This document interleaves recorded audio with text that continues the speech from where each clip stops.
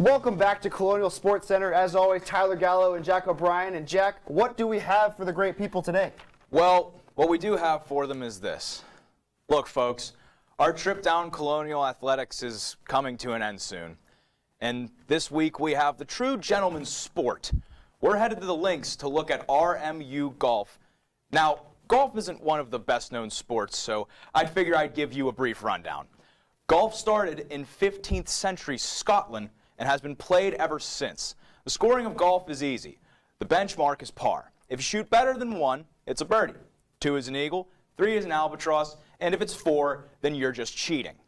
In the opposite direction, 1 over par is a bogey, 2 over is a double bogey, 3 over is a triple bogey, and 4 over is what my co-host Tyler Gallo normally shoots on every hole.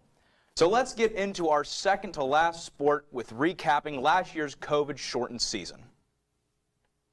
Actually, we're going to take a look at some of the golf seasons, like you just said. And you're right, I am not good at golf at all. But they were tied 13th out of 15 at the Crusader Collegiate, hosted by Valparaiso, Valpo, for all the folks at home. And 10th out of 12 at the Northern Kentucky University Fall Collegiate Classic. 11th out of 12 at the Tom Timonia Invitational, hosted by Cleveland State. Tied 8th out of 14 at Bucknell Fall Invitational. And they won the Towson Fall Invitational in Towson, Maryland.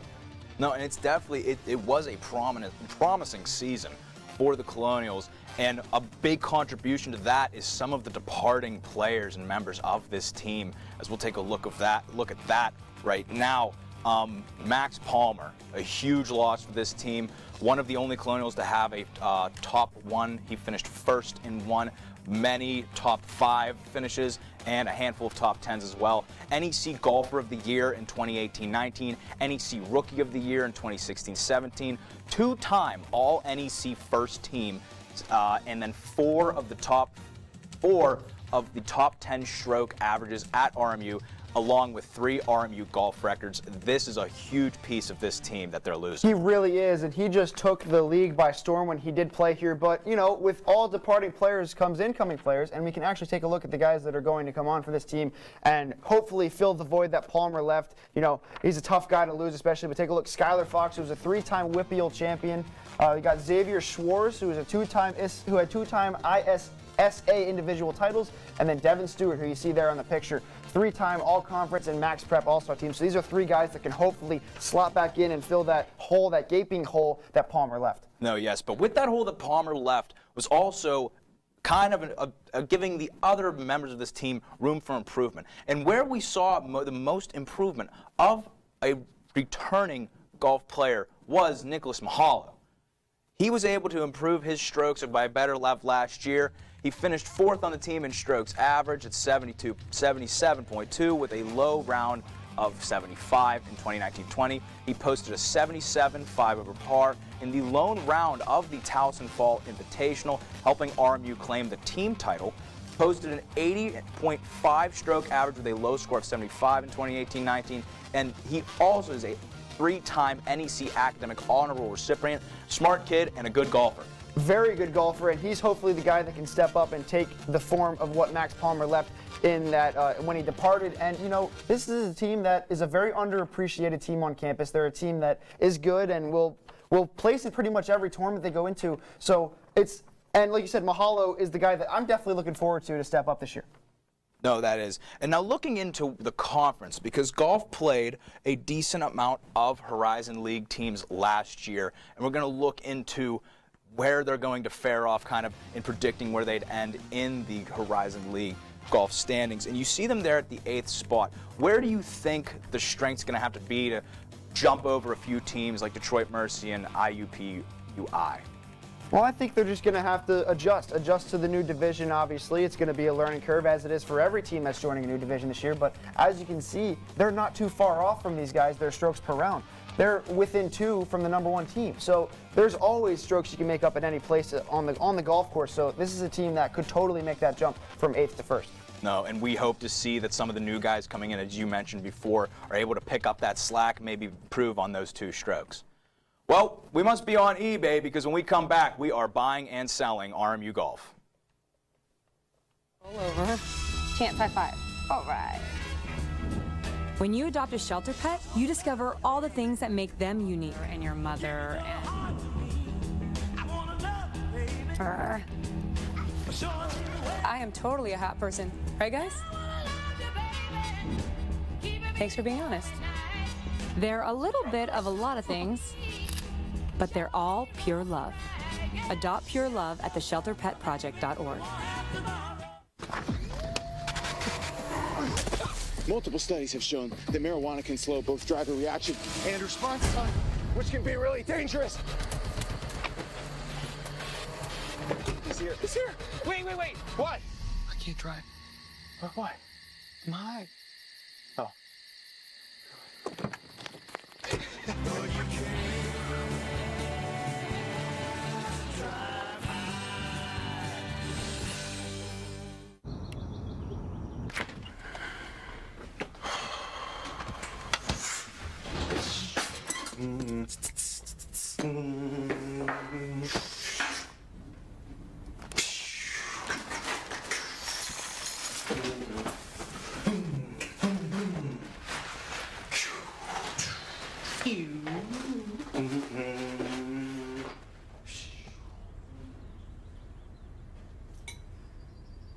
Stem is precise, no margin for error.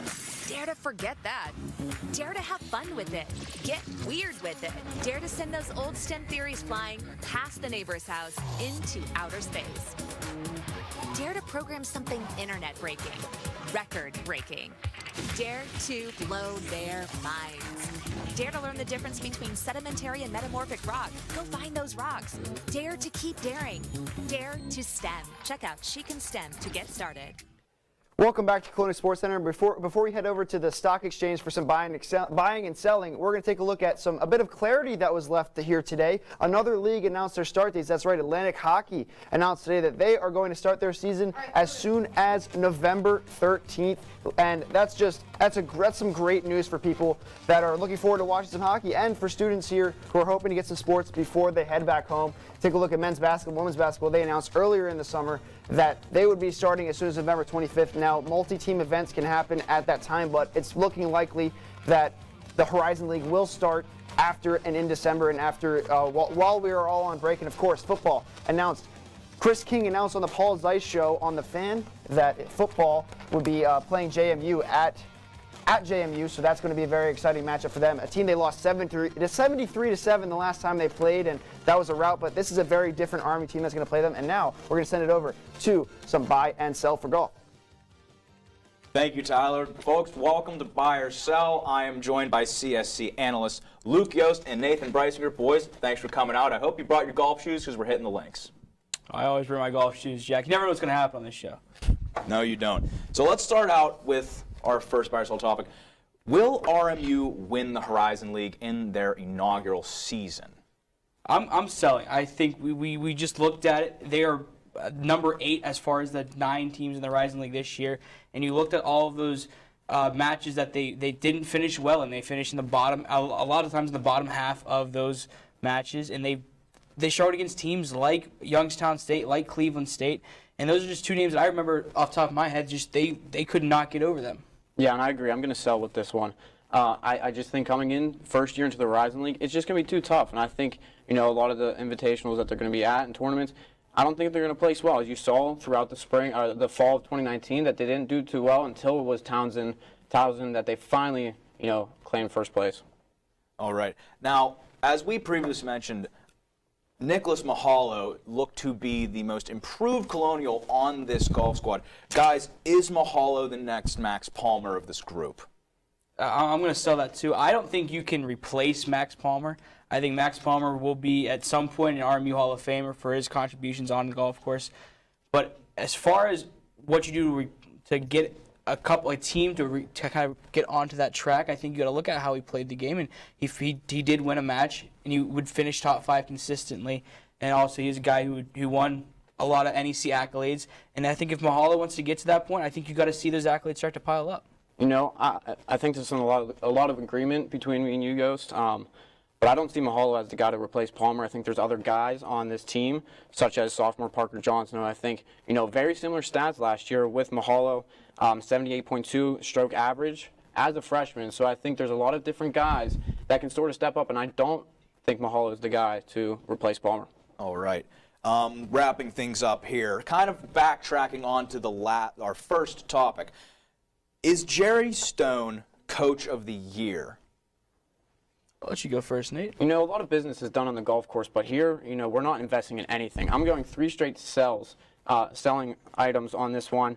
Jerry Stone does not come in the first year of the Horizon League and win it. He has a lot of accolades, you know, 4-time NEC Coach of the Year, but I don't think in his first season, I think you may be in the second or third, but not right off the top.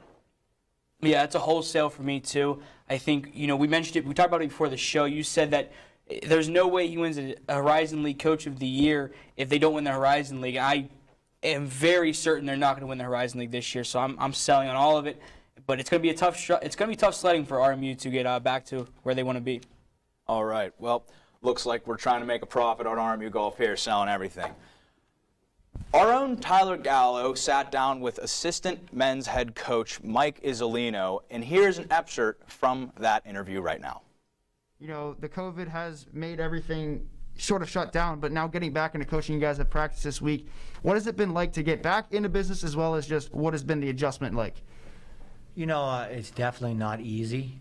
I think everybody has to deal with certain things that they don't really want to deal with, because we're basketball coaches. That's what we do. We coach basketball, and but now it seems like you have to deal with a lot of other things, with the testing, with the mask, with making sure your guys, you know, are following protocols, or filling out app things, health forms on it. There's a lot of other things that are going into it. And then, you know, you lose games are canceled. So there's a lot of adjustments right now that you have to make. And you just hope that when you get onto the court for those 2 hours or 3 hours, whatever you're on there, that everything is back to normal. That this is the release from the world, that you're back on the court. And you try to make things as normal as possible once you get on the court. Right. You know, so we were very fortunate that the school was very supportive of, you know, letting us come back in July, because, you know, we had to start the conditioning process and do all those things. And, you know, some schools didn't come back. I know some schools are still practicing in small groups right now. Yeah. So we were very fortunate that, you know, our athletic director, Chris King, you know, stepped up and said, hey, you know, you guys want your guys back, we'll make it happen, but they got to follow certain things. So we're very, very thankful for that, because I think it gave us a head start on getting our guys ready. Yeah, and speaking of the head start, you know, you guys are moving into the new division. Obviously, there's going to be an adjustment period to that, but do you think preparing now and getting a lot of practices in is going to help you guys out in the long run for that? Yeah, I definitely do. You know, obviously going into a different league, you know, is going to be the big change for everybody. Yeah. You know, when we, as coaches, we know if we're playing St. Francis, New York, they're going to deny everything. If you're playing Wagner, they're going to play a certain way. Yeah. You know, we've been in this league. Andy's been in this league for 13 years. And, you know, teams, a lot of the coaches have been the same. So their styles and systems we know as well as ours. You know what I mean? What kind of ball screen defense that they're going to play, what kind of offense they're going to run. You know, now you go into a new league, you don't know all those things. Yeah. Again, a game is a game, but the familiarity piece is going to be definitely different. Yeah. And obviously the competition level is going to go up. Oh, of course. You know, that league is a much stronger league. But, you know, I think we're prepared for it. We're ready for it. Our guys are excited about it. The coaching staff is excited about it. And hopefully we get some fans and eventually at some point allowed to come in, and I'm sure they're excited about it also. Yeah, it's going to be interesting to see like what it's going to be like without fans for who knows how many months, but it's going to be cool to get started again once again in November. But is there anything you're looking forward to in the new division? No, there's nothing that I can pinpoint that say, hey, this is something I'm really excited about, because, you know, you don't have any rivalries yet. You know, exactly. Like, all those things, and I'm sure over the course of time they'll build up.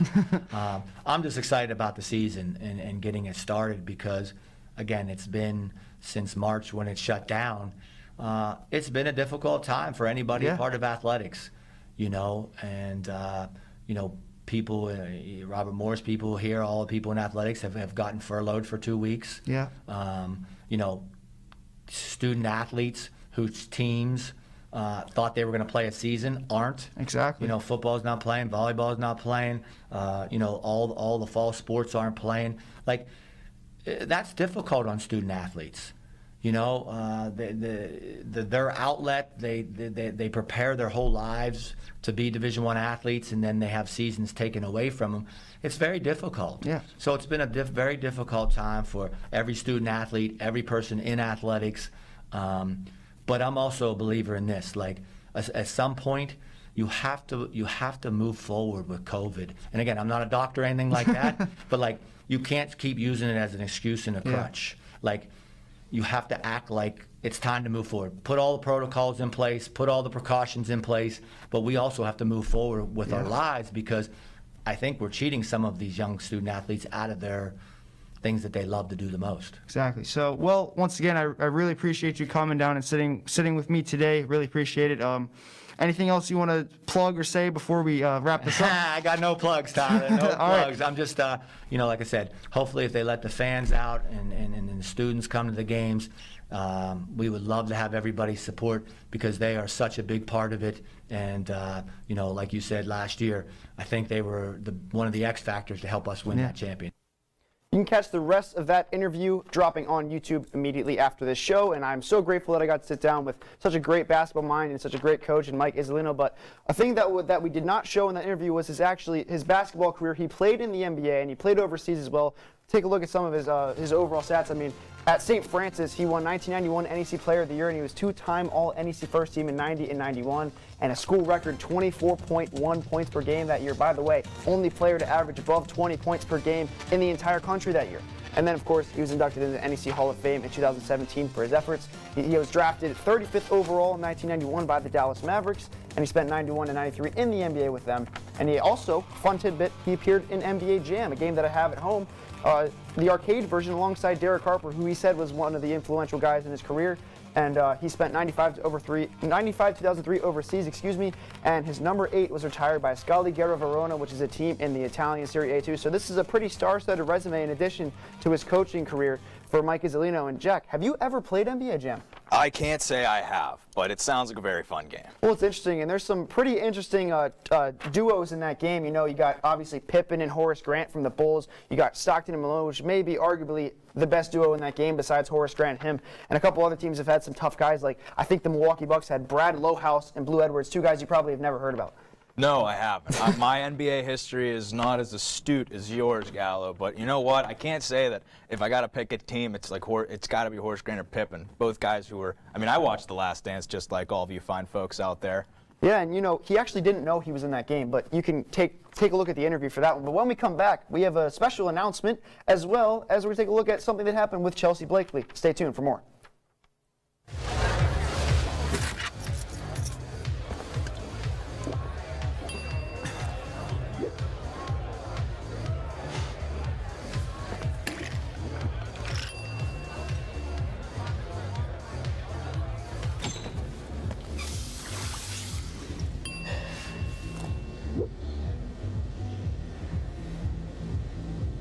If you need to do something to feel okay to drive, you're not okay to drive.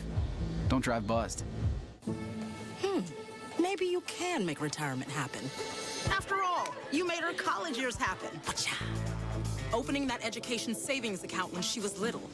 Spearheading a campus tour. And another, and another, and another, and another. Bam!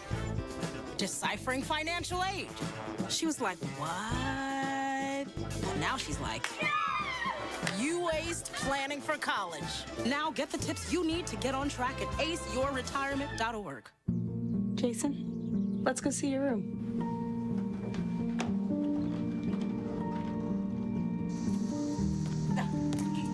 That's not right.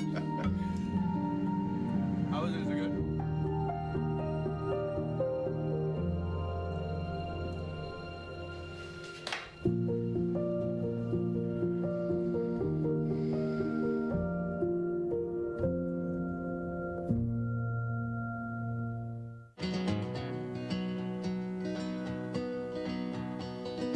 Things could be stranger, but I don't know how. I'm going through changes now. It's spend a lifetime trying to figure it out. I'm going through changes, through all of the strangeness. I'm going through changes now. Welcome back to Colonial Sports Center. We have some pretty good news. On Wednesday afternoon, the NCAA Division I Council announced that they had voted in favor of extending eligibility for winter sport athletes, ensuring that every collegiate athlete this season will be able to play another year. As the council had already also voted on the same ruling for all fall sport athletes earlier this summer. NCAA Council Chair and Director of Athletics at University of Pennsylvania, Grace Calhoun, said, "This is an important milestone in the progress towards modernizing Division I to better support student athletes in all their endeavors. We know additional refinements may be needed as we make sure modifications are fair, recognize the importance of the current recruiting structure, and that every student athlete has the same opportunity to benefit. This is an important announcement for men's and women's basketball and men's and women's hockey, as their seasons were cut short due to the pandemic, as all teams were primed to make postseason runs, including men's basketball, who didn't get the chance to participate in the 2020 NCAA tournament. Following their NEC championship victory against St. Francis, they were not able to appear in that." Deputy Director of Athletics Chelsea Blakely of RMU has been selected to attend Top Connect AD, a leadership symposium for aspiring NCAA Division I athletic directors. Blakely serves as Chief Marketing Officer and Senior Woman Administrator for RMU Athletics. The inaugural symposium hosted by Top Connect, a subsidiary of Connected Media LLC, will be held virtually October 15th and 16th.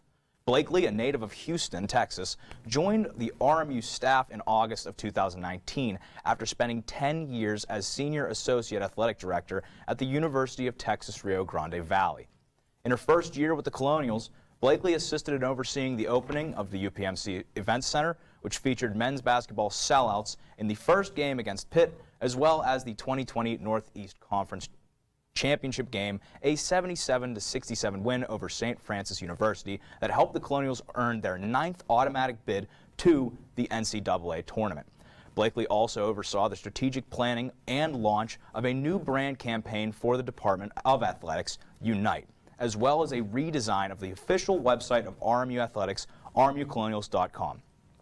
Blakely earned a Bachelor of Business Administration from the University of Texas Pan American in 2009 and owns the volleyball career record for assists with 3,905. She also earned an MBA in marketing from UTPA in 2011. Top Connect AD is designed for senior-level athletics administrators who are committed to taking the next step in their careers. Top Connect has revolutionized the connections within the world of collegiate athletics by connecting future leaders with current leaders through an educational forum. The three-word mantra of Connect, Prepare, Lead identifies the purpose of Top Connect. Well, I'm sorry, folks, we're getting some breaking news. A massive heat wave is entering the Moon area because hot takes are coming up next.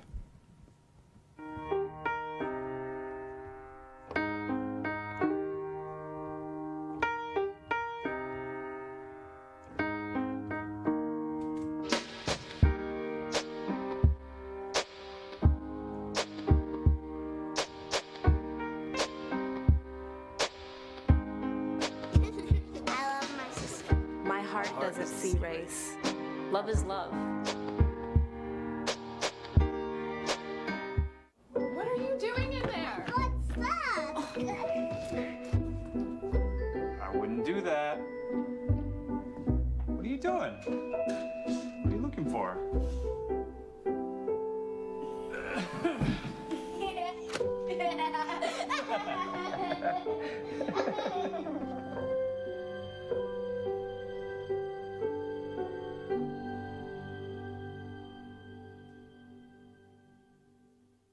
How prepared is your family if a hurricane shows up at your doorstep, or a flood, or a blizzard? You can't just turn away a natural disaster. That's why it's important to go to ready.gov/plan now. It has the tools and tips you need to make an emergency plan with your family. So if disaster comes knocking, let's go. You'll be ready to help keep your family safe. It's just a pizza. Yes. Make a plan today.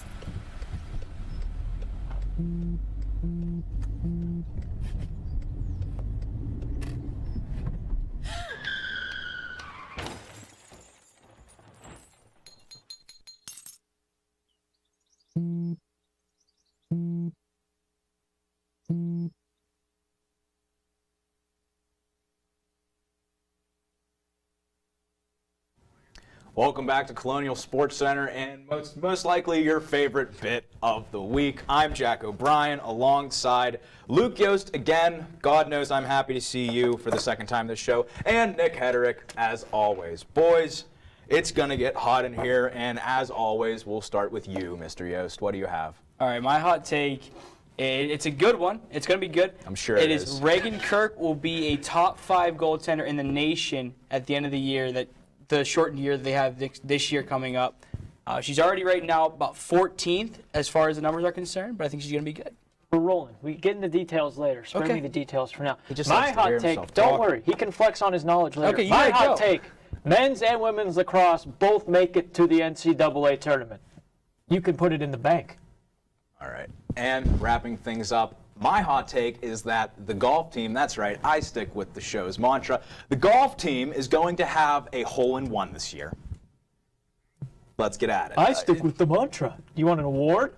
I wasn't You want looking an for award? credibility. Look. Here, I'm saying, I walked look, uphill both ways to be here.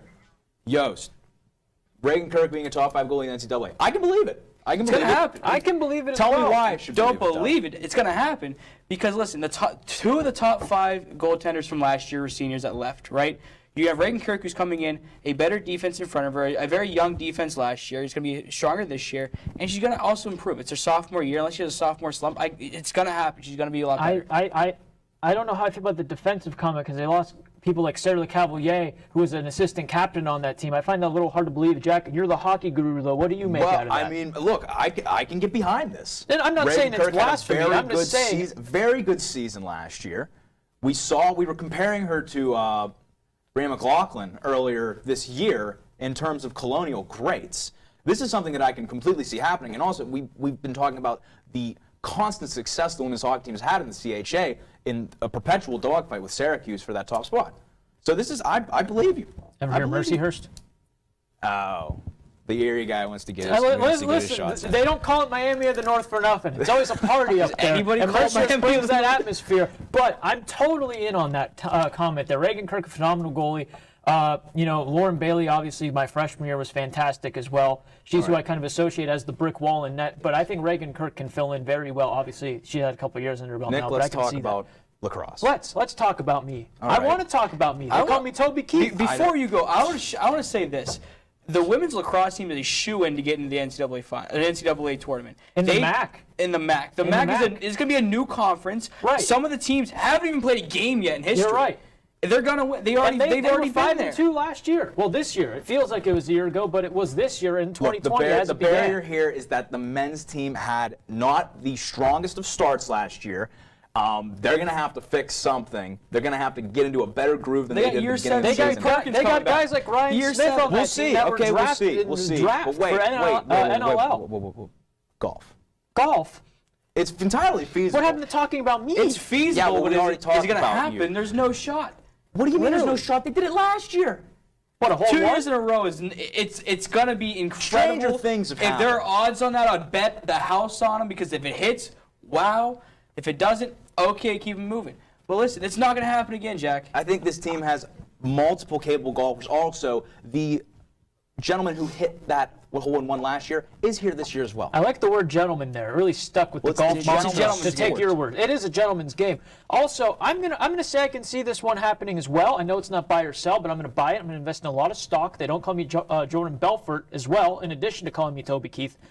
This So how summer, many I names do had you a have? golf league that me and my friends did. I put a couple within 10 yards of the cup. That's pretty good, and if I can do it, they're obviously more talented than me. So. All right. Well, gentlemen, I appreciate both of you coming on just to spout your knowledge one more time. As always, Jack O'Brien, Luke Yost, and Nick Hederick.